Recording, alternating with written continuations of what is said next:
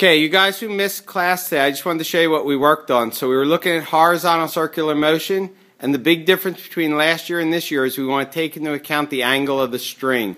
So last year we assumed the string would be horizontal, but now you can see it's on a pretty severe angle.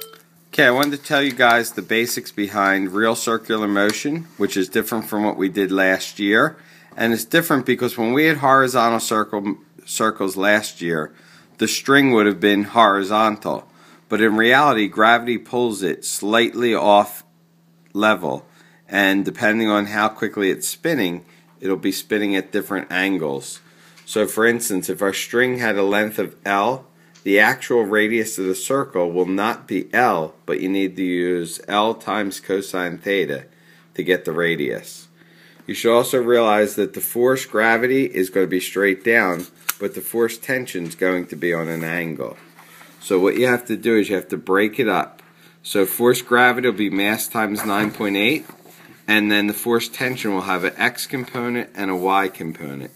The y component of tension will be equal to gravity, and the x component will be equal to mv squared over r.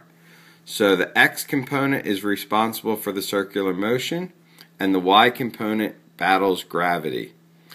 If you can try this example problem, it'll see whether or not you understand what we were talking about. So imagine a 500-gram mass that's swinging by a 2-meter long string, where the string makes a 30-degree angle with the horizontal. I'd like you to try and find the number of RPMs and the force tension.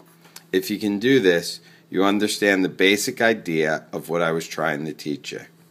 I will say, okay, let's see how you did on the example problem. So what you want to do is take the 2-meter length of rope at the 30-degree angle and find the radius of your circle. You do that using trig. You then want to draw the ball, and you want to draw the forces on the ball and break up the force tension. So gravity would be 4.9 newtons. The vertical part of the triangle would be 4.9 newtons. It's a 30-degree angle, so then you use sine to find the hypotenuse, and then you use cosine to find the x part of force tension. It's then very important to remember that the x part of force tension is what allows you to go in the circle. So we can figure out, based on that force, that we'd be moving at 5.42 meters per second.